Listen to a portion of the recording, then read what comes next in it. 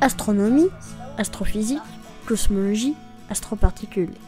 Ça se passe là-haut, par Eric Simon. Un chaînon manquant de la grande famille des pulsars vient d'être identifié par une collaboration internationale grâce à des observations effectuées avec le télescope spatial NICER.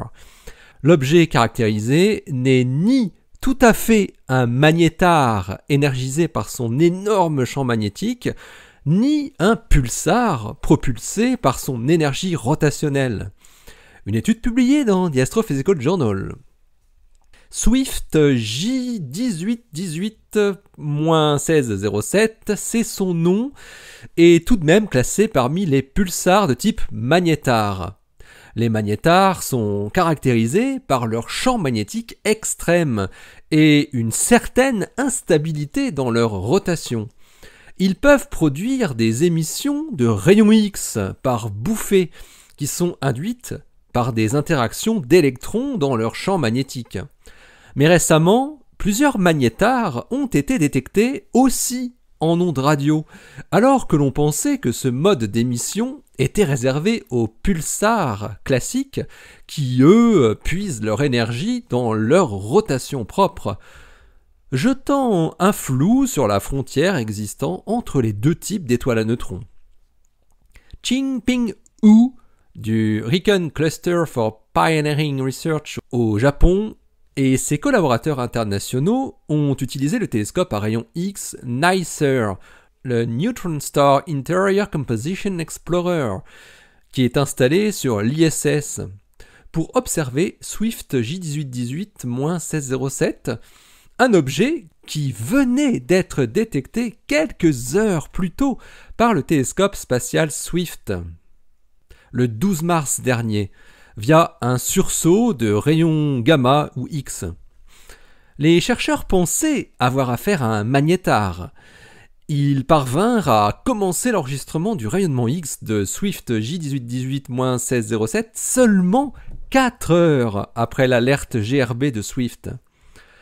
Hu et ses collaborateurs ont alors mesuré une pulsation du signal ayant une période de 1,36 secondes, la plus courte période jamais vue pour un magnétar.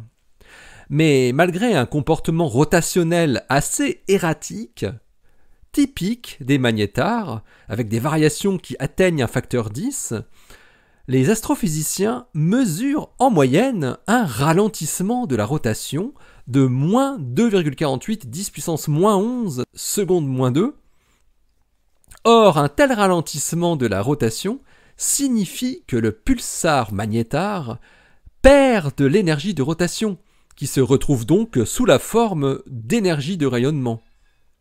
Il n'a donc pas uniquement son champ magnétique très intense comme source d'énergie de rayonnement, comme un magnétar classique.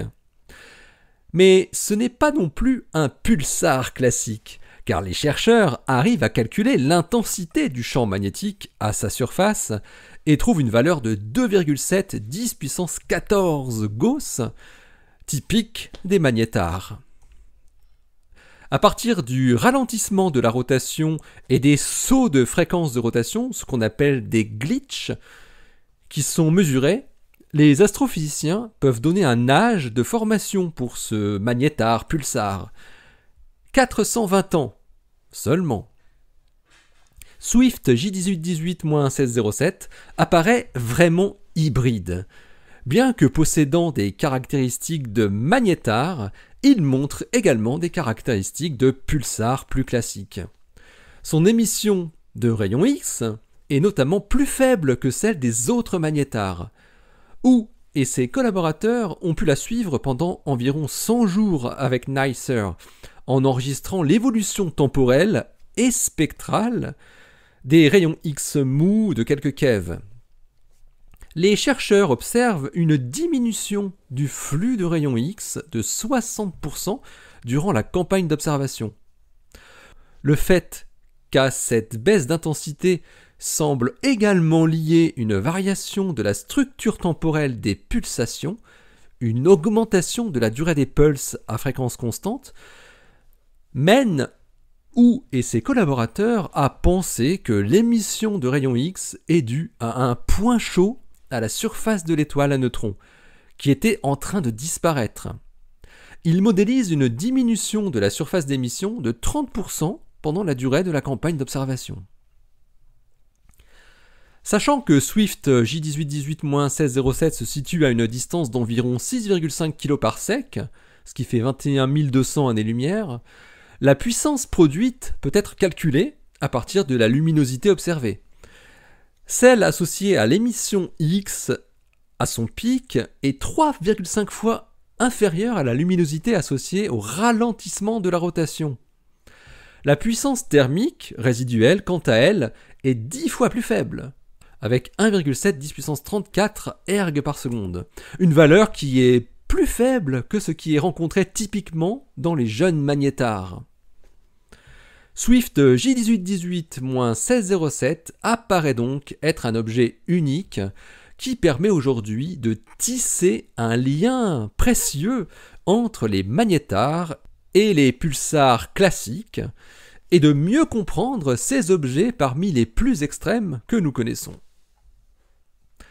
L'article de Qingping Hu et ses collaborateurs est paru dans The Astrophysical Journal, le volume 902, daté du 7 octobre 2020. Il porte le titre « Nicer Observation of the Temporal and Spectral Evolution of Swift J1818-1607, a missing link between magnetars and rotation-powered pulsars ». Allez, d'ici la prochaine, portez-vous bien, restez bien les yeux vers le ciel, et les pieds sur terre. Bah ouais. Allez, salut!